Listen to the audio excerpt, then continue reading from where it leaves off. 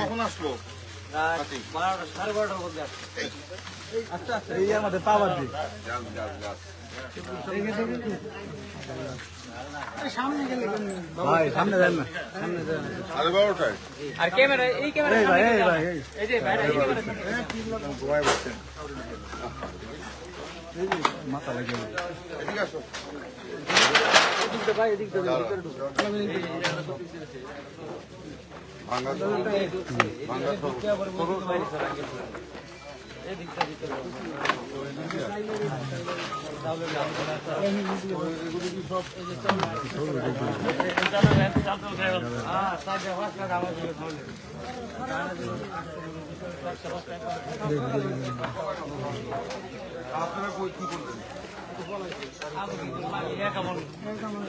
আমি একা মনে একটু সাইডে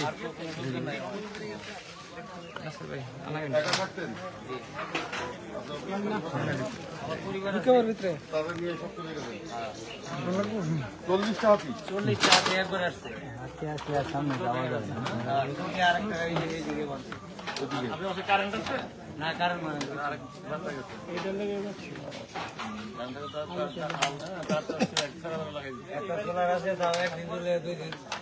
সেদিন তো আবার আরেকজনকে মারলো বোধ না মেরে ফেললো তারপর আজকে গতকাল কালকে আবার আরেকজন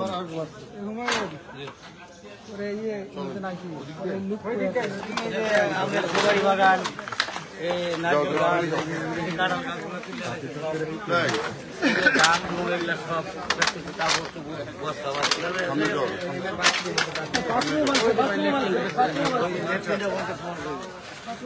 এদিক দিয়ে আসছে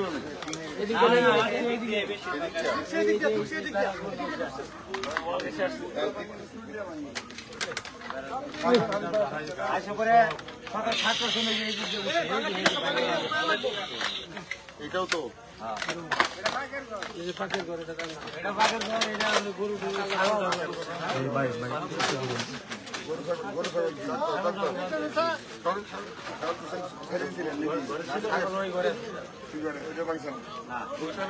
ওইটার মধ্যে গেছিল যাওয়ার পরে বরাবর এই করে আদলা মারাতে পরে ফিরছে বরাবর এরকম আদলা মারায় পরে ওই যে ওই নতুন গড্ডা নাম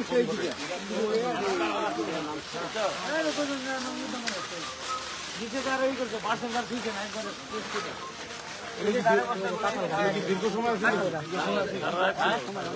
সাড়ে 12টার থেকে 7টার সময় জায়গা থেকে গেছে আমার বাইক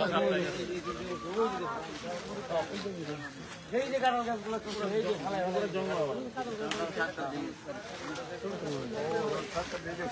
ওই নিচে আরো বাংশে কারণ নিচে আরো বাংশে ওই যে পাশে যা সময়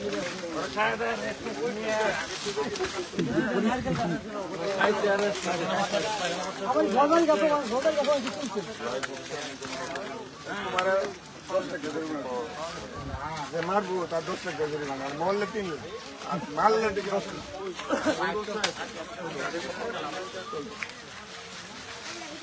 ওদিকে যাও ভিতরে যাও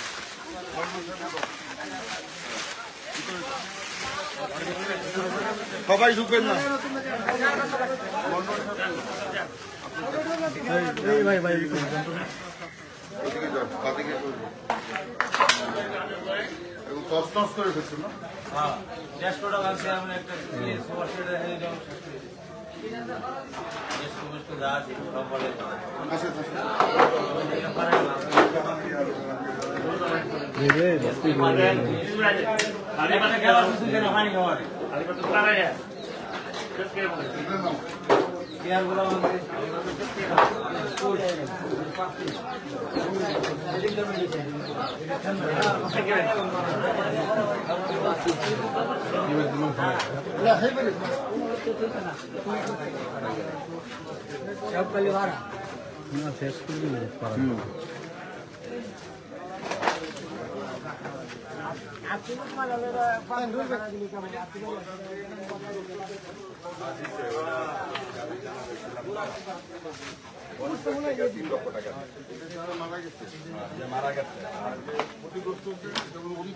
তাদের তালিকা করে নিয়ে গেছে তাদের তালিকা করছে উপজেলা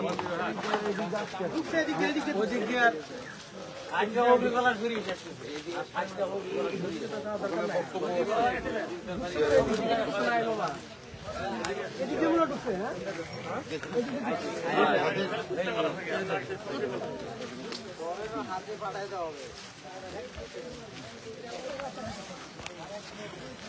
ওই যে গাছগুলা যখন ছোলায় তখন আমার কুকুরে খুঁজ পাইছে পাওয়ার পরে আমি লাইটলে আছি কুকুরের গায়ে দিয়ে যে জায়গাগুলো একবারে পরে এই আমরা এখন যেদিকে আসছিলাম ওদিকে যাবো চলো এদিকে কেন আসছি এই জায়গা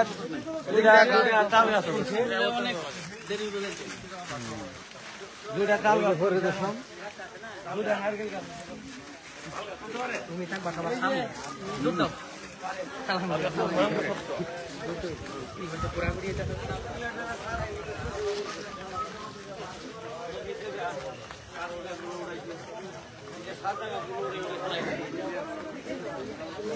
ওদিকে চলেন সবাই ভালো আছেন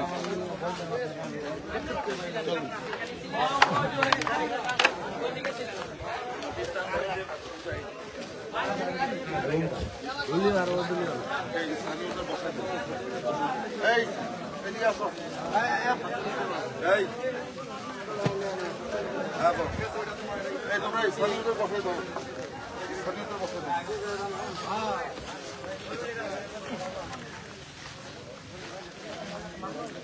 আরো কি জায়গায়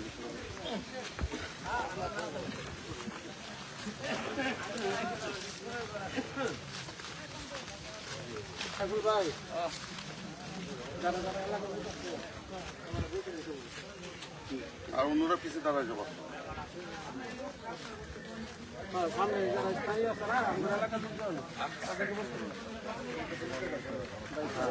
মুরব্বীরা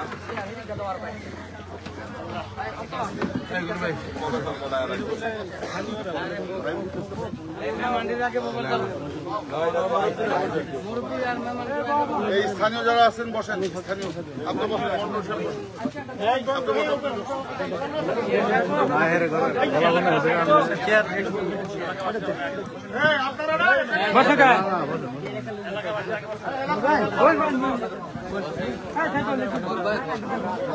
আরে বোন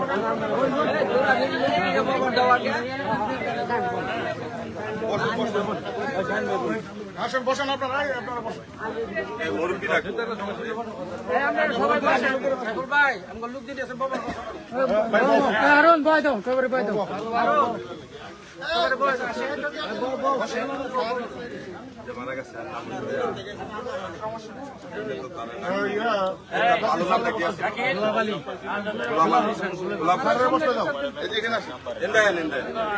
হানিফ ভাই কই হানিফ ভাই এখানে আসেন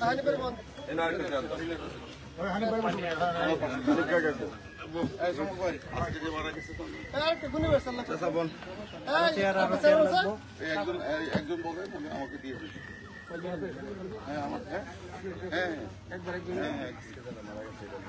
বিসমিল্লাহির রহমানির রহিম। আজকে আমাদের হাতি ক্ষতিগ্রস্ত মোহাম্মদ আব্দুল মালেক মন্ডল এর ক্ষতিগ্রস্ত এলাকা বাড়িঘর পরিদর্শন করতে যারা আমাদের আমন্ত্রিত অতিথি সবাইকে আমরা জানাই আন্তরিক শুভেচ্ছা অভিনন্দন। আমাদের গ্রামের নাম হলো করৈতলি।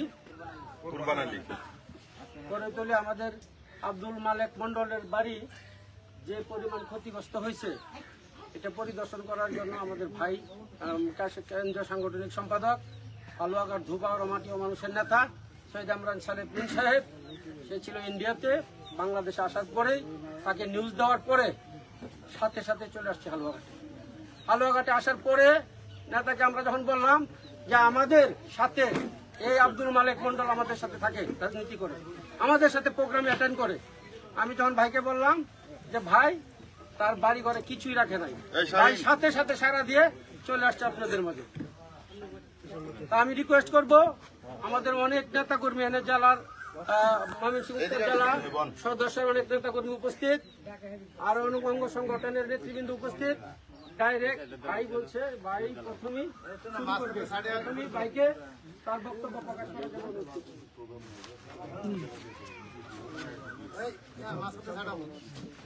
বিসমিল্লাহির রহমানির রহিম।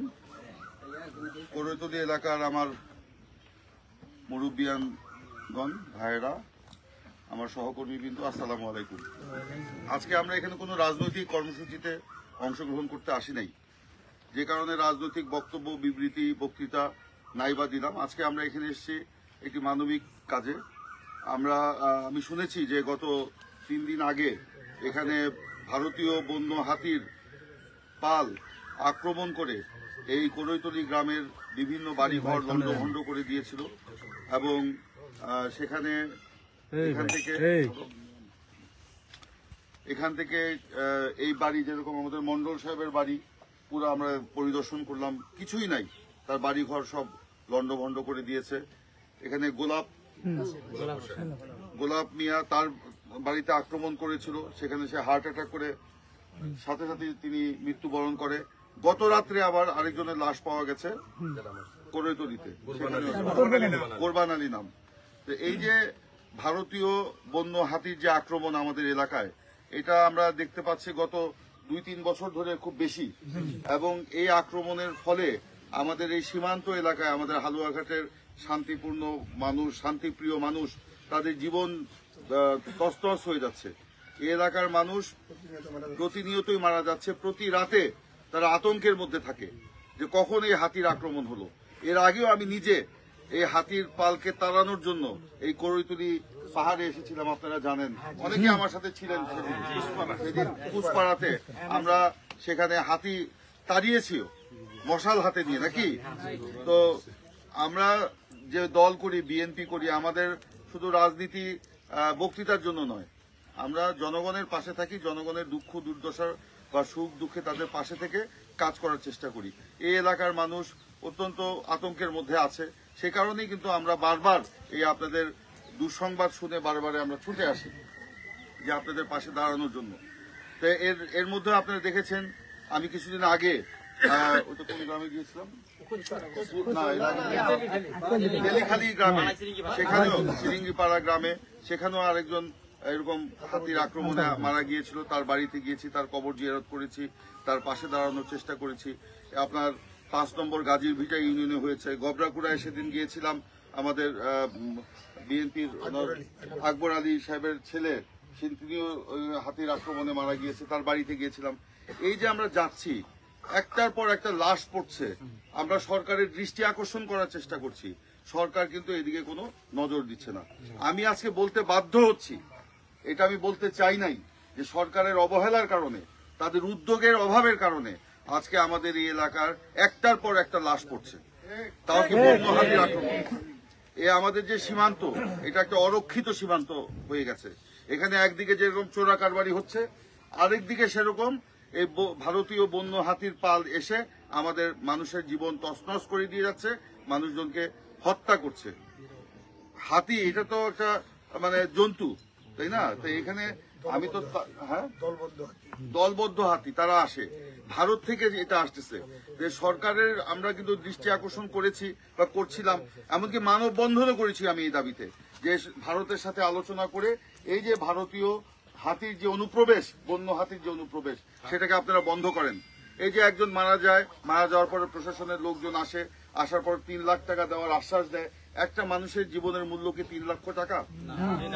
3 লক্ষ টাকা না। একটা মানুষের জীবন যখন চলে যায়, তার পরিবার বুঝে কি চলে গেল, সারা জীবনের কান্না। তো সে কারণে আমি বলবো 3 লক্ষ টাকা বড় কথা নয়। 3 লক্ষ টাকা দিয়েই আমরা সব সমস্যার সমাধান হয়ে যাবে আমি তা মনে করি না। তারপরে এই টাকা অনেকে পায় না। এই টাকার জন্য মানুষ প্রশাসনের দ্বারে দ্বারে ঘুরতে ঘুরতে অস্থির হয়ে যায়। এই যে মন্ডল সাহেবদের মতো লোক, যাদের বাড়িঘর তছনছ হয়ে গেছে, ওনারা কি পাবে? আমার বাড়িটা 4 বার ভাঙছে, আমি আজ পর্যন্ত কিচ্ছু পাইনি। এই যে ওনার বাড়িঘর 4 বার ভেঙেছে, কি পাবে ওনারা? টাকা দিয়ে এটার কোনো আমরা সুরাহা করতে পারবো না। কিন্তু এই হাতির আক্রমণ যাতে না হয়, আর যাতে মন্ডল সাহেবদের মতো কারো বাড়ি তছনছ না হয়, আর যেন গোলাপদের মতো কেউ না মারা যায়, সেই জন্য আমাকে ব্যবস্থা নিতে হবে। একটা সরকারের দায়িত্ব হচ্ছে পার্শ্ববর্তী দেশের সরকারের সাথে আলোচনা করে সেই দেশ থেকে যে ভারতীয় বন্য হাতি আসছে সেটার বাংলাদেশে অনুপ্রবেশটা বন্ধ করতে হবে। এই পর্যন্ত আমরা দেখলাম না সরকারের পক্ষ থেকে কেউ এই ব্যাপারে উদ্যোগ নিয়েছে বা ভারতীয় কর্তৃপক্ষের সাথে আলোচনা করেছে। এরকম উদ্যোগ কি আপনারা দেখেছেন? আপনারাও দেখেননি, আমরাও শুনি নাই। তো সেটা আমরা বলতে চাই, এখানে কোনো রাজনীতি নয়, এটা কোনো রাজনীতির বিষয় নয়, এখানে হচ্ছে মানবিকতার বিষয়, জীবনের বিষয়, জীবন জীবিকার বিষয়। সেই কারণে আমরা সরকারের কাছে আমরা অনুরোধ করব যে একটা মানুষ মারা গেলেই 3 লাখ টাকা দেওয়ার আশ্বাস দিয়ে আমি আমার দায়িত্ব শেষ করব, এটা সরকারের কোনো কাজ হতে পারে না। সরকারের কাজ হলো মানুষের জীবনের নিরাপত্তা দেওয়া, তার জানমালের নিরাপত্তা দেওয়া, এইটাই হচ্ছে সরকারের কাজ। সরকারকে বলবো ওই কাজে আপনি মনোনিবেশ করেন। আমরা আজকে বলতে বাধ্য হচ্ছি যে সরকারের অবহেলার কারণে, তাদের উদ্যোগের অভাবের কারণে আজকে আমার সীমান্ত এলাকার শান্তিপ্রিয় মানুষ, নিরীহ মানুষ, তারা এই বন্য হাতির আক্রমণের কবলে হয়ে প্রতিদিন মৃত্যুর মুখে পড়ে যাচ্ছে এবং তাদের ঘর বাড়ি, তার সম্পদ সব বিনষ্ট হয়ে যাচ্ছে। আমি আমার দলের পক্ষ থেকে আমাদের এখানে যারা মৃত্যুবরণ করেছে গত কয়েকদিনে তাদের প্রতি, তাদের পরিবারের প্রতি সহমর্মিতা প্রকাশ করছি। তাদের আত্মীয় স্বজন গ্রামবাসীদের প্রতি আমি সমবেদনা প্রকাশ করছি এবং যাদের বাড়িঘর তছনছ হয়ে গেছে তাদের প্রতি আমি সমবেদনা প্রকাশ করছি এবং সরকারের কাছে আমি আহ্বান জানাবো যে অবশ্যই তাদেরকে পর্যাপ্ত পরিমাণ ক্ষতিপূরণ দিতে হবে। তাদের বাড়িঘর যেগুলো তছনছ হয়ে গেছে, এইটা একটা সরকারের পক্ষে তৈরি করে দেওয়া কোনো ব্যাপার না। লক্ষ লক্ষ কোটি টাকা দুর্নীতি করে লুটপাট করে দেশ থেকে পাচার হয়ে যাচ্ছে, কিন্তু আজকে 10,000, 20,000, 50,000 টাকার জন্য মন্ডল সাহেবদের বাড়িঘর এরকম নষ্ট হবে। আপনার নাম? আমার নাম মহরুদ্দিনের বাড়িঘর নষ্ট হয়ে যাবে বা তার সারা জীবন এই অসহায়ত্ব উনি বয়ে বেড়াবে, এটা হতে পারে না। সরকার ইচ্ছা করলেই পারে। কত টাকা চুরি হয়ে যাচ্ছে, লুটপাট হয়ে যাচ্ছে, কত টাকা চাঁদাবাজির মাধ্যমে চলে যাচ্ছে। এই যে চিনি চোরা কারবারি হয়ে আসতেছে, কত লোক সরকারের এইটার সাথে জড়িত। তো এগুলো বন্ধ করে এই যে যারা আমাদের নিরীহ মানুষ যারা এই ক্ষতির শিকার হয়েছে তাদের পাশে দাঁড়ানোর জন্য আমি সরকারের কাছে আহ্বান জানাবো। সরকার কি তার পকেটের টাকা দিবে? সরকার দিবে আমার টাকা। আমি সরকার যে ট্যাক্স দিই সরকারকে, আপনি যে ট্যাক্স দেন, এই যে এখানে যারা বসে আছেন ওনারা যে সরকারকে যে ট্যাক্স দেয়, ওই ট্যাক্সের টাকাই কিন্তু এই ক্ষতিগ্রস্ত মানুষকে দেওয়া হয়। সেই কারণে আমি বলবো যে সরকারকে বলবো চোখ খুলে তাকানোর জন্য, হাত খুলে এই মানুষদেরকে সহযোগিতা করার জন্য আমি সরকারের প্রতি আহ্বান জানাবো। সবার পরে যে জিনিসটা আমি বলবো, সবচেয়ে বেশি গুরুত্বপূর্ণ যে কথা, সেটা হচ্ছে এই তাণ্ডব, এই বন্য হাতির তাণ্ডব, ভারত থেকে আসা বন্য হাতির তাণ্ডব যেন অবিলম্বে বন্ধ করা যায় সে ব্যাপারে ব্যবস্থা নেন। আপনারা ব্যবস্থা নিচ্ছি করে সময় ক্ষেপণ করছেন আর প্রতিদিন একটার পর একটা লাশ পড়ছে, এটা তো হতে পারে না। আমার সীমান্ত অরক্ষিত, সীমান্ত আমার এখানে নিরাপত্তাহীন অবস্থায় রয়েছে। একদিকে বললাম বিএসএফ এর গুলি করে মানুষ মারছে, আরেকদিকে বন্য হাতির আক্রমণ শিকার হয়ে মানুষ মারা যাচ্ছে, এটা হতে পারে না। আমি অবশ্যই আমার সরকারের দৃষ্টি আকর্ষণ করব, আমার দলকেও আমি বলবো এই ব্যাপারে জাতীয় পর্যায়ে বক্তব্য রাখার জন্য।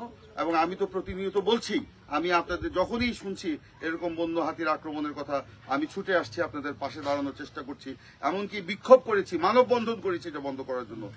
এরপরেও যদি আরো বেশি কিছু করতে হয় আমি ইনশাল্লাহ আপনাদের জন্য করব। আপনারা জানেন আমরা সরকারে নেই, আমরা বিরোধী দলে আছি। আমরা তো কথা বলে সরকারের দৃষ্টি আকর্ষণ করতে পারি, করা ছাড়া আমাদের কোনো পথ নাই। আমরা কি লক্ষ লক্ষ কোটি কোটি টাকা দিয়ে সহযোগিতা করতে পারবো? এটা সম্ভব নয়। আমরা এমনি হামলা মামলায় জর্জরিত। আমি নিজেও প্রায় 3.5 মাস জেল খেটে আসলাম এই গণতন্ত্রের কথা বলতে গিয়ে, নির্বাচনের কথা বলতে গিয়ে জেল খেটে আসলাম। এখানে যারা বসা আছে, আমার পিছনে যারা দাঁড়া আছে, অনেকেই জেল খেটেছে এই আন্দোলনে, অনেকের নামে মিথ্যা মামলা। আমরা অর্থনৈতিকভাবে একদম বিপর্যস্ত হয়ে পড়েছি। তারপরেও আমরা যখনই জনগণের দুর্দশার কথা শুনি, দুঃখের কথা শুনি, তখনই তাদের পাশে যে আমরা দাঁড়ানোর চেষ্টা করি। টাকা বড় কথা নয়, এই যে আমি আসলাম, আমার দলের নেতারা আসলো, এটাই হচ্ছে বড় কথা, এটাই বড় কথা। আমি টাকা দিয়ে আপনাদের মন জয় করতে পারবো না, কিন্তু আপনাদের কথা বলে আপনাদের অধিকার আদায় আমার করার জন্য আমার কাজ করতে হবে, এটাই হচ্ছে বড় কথা। যাক, আমি আর বক্তব্য দীর্ঘায়িত করব না। আরো 2 জায়গায় যারা কোরবান আলী মারা গেছে ওনার বাড়িতে যাব, এখানে গোলাপ মারা গেছে তার বাড়িতেও যাব। আকাশের অবস্থাও ভালো না, আমি আর বক্তব্য দীর্ঘায়িত করতে চাই না। এখানে আমাদের অনেক নেতৃবৃন্দ এসছেন, আমাদের আলামিন চমক 2 নম্বর ইউনিয়নের নেতা আমাদের স্বেচ্ছাসেবক দলের আহ্বায়ক উপজেলার এবং ময়মনসিংহ উত্তর জেলা স্বেচ্ছাসেবক দলের যুগ্ম আহ্বায়ক রুহুল আমিন খান এখানে আছেন। এখানে আমাদের চেয়ারম্যান ক্যান্ডিডেট ছিলেন রমজান আলী, আমাদের উপজেলা বিএনপি নেতা, তিনি আছেন। আমাদের বীর মুক্তিযোদ্ধা হালুয়াঘাট উপজেলা বিএনপির নেতা এবং ময়মনসিংহ উত্তর জেলা বিএনপির সদস্য বীর মুক্তিযোদ্ধা অধ্যাপক আমজাদ আলী সাহেব আছেন। আমাদের বিএনপির ময়মনসিংহ উত্তর জেলা কমিটির সদস্য এবং আমাদের বর্ষিয়ার নেতা জনাব আসলাম মিয়া বাবুল সাহেব এখানে আছেন। আমাদের আরেকজন বর্ষিয়ার নেতা আমাদের অনল বর্ষী বক্তা, উনি জনগণের সাথে থাকার চেষ্টা করে। আমাদের উত্তর জেলা বিএনপির সদস্য হানিফ মোহাম্মদ শাকিরুল্লাহ সাহেব এখানে আছেন। এখানে আমাদের উত্তর জেলা যুব দলের সদস্য আমাদের জাকির হোসেন, তিনি আছেন। নবী মেম্বার সাহেব আছেন। আমাদের শ্রমিক দলের উপজেলা কমিটির সভাপতি এবং ময়মনসিংহ বিভাগীয় শ্রমিক দলের সাংগঠনিক সম্পাদক আব্দুল গনি আছেন। আমাদের ছাত্র নেতারাও এখানে আছেন। এই যে পৌর ছাত্র দলের আহ্বায়ক জনি, আমাদের উপজেলা ছাত্র দলের যুগ্ম আহ্বায়ক অন্তর আকন্দ আছে, এই তায়েব মির্জা আছে, আমাদের পৌর ছাত্র দলের সদস্য সচিব তাজবির হোসেন আছে, আরাফাত আছে, এখানে আরো অনেক নেতৃবৃন্দ, আমি কার নাম বলবো কার নাম বলতে পারবো না, আরো অনেক, আমাদের নাসের আছে, আমাদের যুব দলের নেতা, অনেকে আছেন। সকলের পক্ষ থেকে আমি আপনাদের প্রতি সহমর্মিতা প্রকাশ করছি, সহানুভূতি প্রকাশ করছি এবং আমরা অতীতেও আপনাদের পাশে ছিলাম, এখনো আছি এবং আবারও সরকারের কাছে আমরা দাবি জানাবো এই ভারতীয় হাতির আক্রমণ থেকে আমাদের সীমান্ত এলাকা মানুষকে রক্ষা করার জন্য, যারা মারা গেছে তাদের পর্যাপ্ত পরিমাণ ক্ষতিপূরণ দেওয়ার জন্য, যাদের বাড়িঘর তছনছ হয়েছে, ক্ষতিগ্রস্ত হয়েছে, তাদেরকেও পর্যাপ্ত পরিমাণ ক্ষতিপূরণ দেওয়ার জন্য আমি আহ্বান জানিয়ে আমি আমার বক্তব্য শেষ করছি। সকলকে ধন্যবাদ।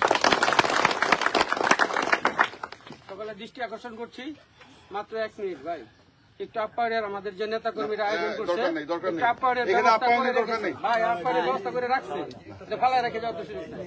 যেহেতু আপ্যায়নের একটু টুকটাক ব্যবস্থা করে আচ্ছা, আমরা মন্ডল সাহেবের কাছ থেকে শুনি কিভাবে কি হলো, একটু বলেন দেখি।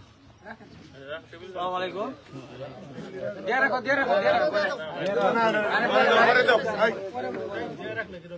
12টা 12:30টার মধ্যে আমার বাড়িতে একবারে 40টা হাতে উঠে ওঠার পরে দেয়া আমার কুকুর গায়ে আগাইছে, ওইখানে যখন গাছ ছোলায় তখন আমার কুকুর গেছে আগায় শব্দ ভাইয়া। পরে আমি গেছি লাইট লিয়া, ওই কুকুরের ধাওয়া দেখে পরে গেছি লাইট লিয়া, যাই দিয়ে যে এরকম ভিতরে একবার 40টা হাতে দেখে আমি ফোলাম লিয়া পরে এই জায়গায় এসে পড়ছি। আশা করি তারা সব হেনো কত চলাইতেছে, হেনো কলা গাছে রাখছে, আবার কতটি ওই জায়গা থেকে ঘর ভাঙতেছে, কিন্তু কতটি নারকেল গাছ ভাঙতেছে, আবার কতটি সুপারি গাছ তুলতেছে, কাঠুর গাছ খাইতেছে, কাঠুর খাইতেছে, এলাইকার কাল ঘরে 8 মণ চাউল আছে, চাউল খাইছে, 10 মণের মতো আছে ধান দিয়ে খাইয়া পরে আমার বাড়ির থেকে সকাল 7টার সময় বাড়ির থেকে পরে তারা পাহাড়ে সকাল 7টায় সারাইতে আমার বাড়িতে ওই বাড়ি ভাঙ্গায় আবার এই ঘরের পিছন দেয়া একটা কেঁচা মারি আকারে ইটি ভাঙ্গালে আবার ঢুকাইছে। পরে আমি ওই দিক দিয়ে যাইয়া পরে আদলা মারাতে পরে ওইটা আবার পশ্চিমে গেছে। ধন্যবাদ আমার মন্ডল সাহেবকে, এটা আমার পক্ষ থেকে একটু আপনার সহযোগিতা থাকলো, যদি কিছু প্রয়োজন মনে করেন পরে কথা বলবেন। বসুন, বন্ধ করে দাও।